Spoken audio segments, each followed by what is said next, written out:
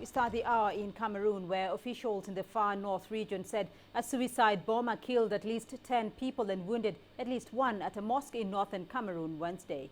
The Nigerian Islamist militant group Boko Haram has stepped up attacks in neighboring Cameroon, Chad and Niger since last year. Many of the Cameroon attacks have been conducted by women. Meanwhile, ISIL has made a new move in its attempt to expand in Africa by calling for Al-Shabaab fighters in Somalia to join them.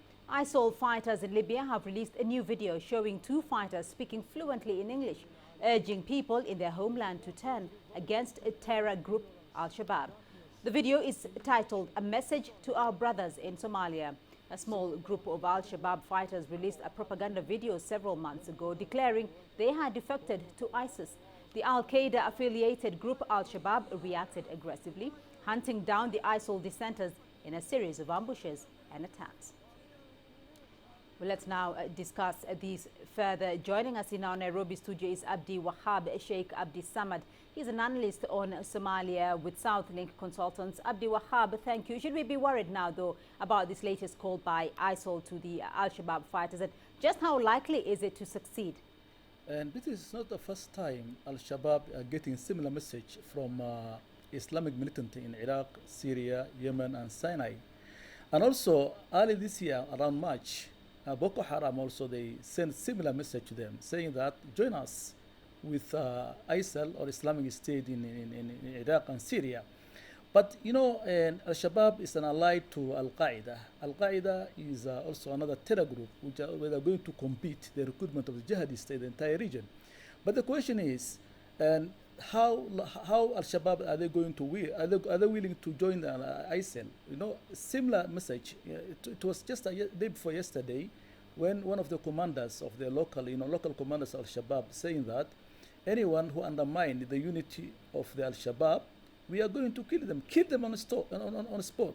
So, you know, in northern part of Al-Shabaab, whereby, you know, one of the commanders, Abdul Qadir Mumin, also publicly said that he's going to join ISIL, Islamic State in Syria and Iraq.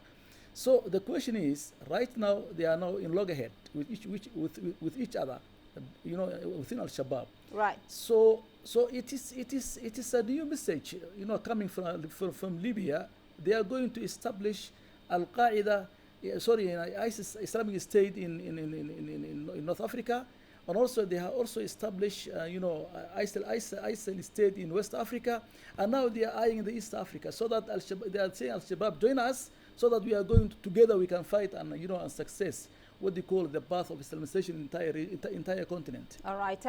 You seem to think, though, that they are at the moment, though, at loggerheads between ISIS and Al-Shabaab. But what would be the implications, though, if ISIL got a foothold inside Somalia? It's very unfortunate and called for. In fact, that's the least we expect. It's a new brand of horror in East Africa.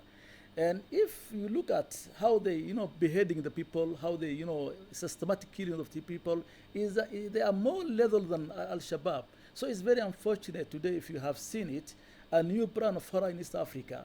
But it's up to the entire region to, you know, to have a common strategy to contain such kind of things. Today is a golden opportunity for Somalis, the entire East Africa region, so that Al-Shabaab, they are not united. Now they are splitting into two.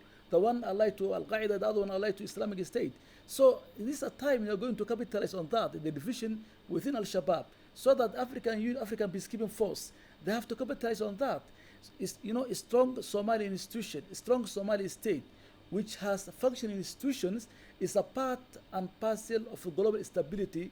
It's a part and parcel of stability of the entire region. I think the frontier state knew that. It's now the time the African Union peacekeeping force, the international community realized that once the Al-Shabaab invited a section of them join Islamic State, you know, in Iraq and Syria, we're inviting another disaster in the entire region. So it's now the time whereby we have to help the Somali government so that they can easily contain such kind of things. Abdi Wahab Sheikh Abdi Samad joining us here in Nairobi. Thank you.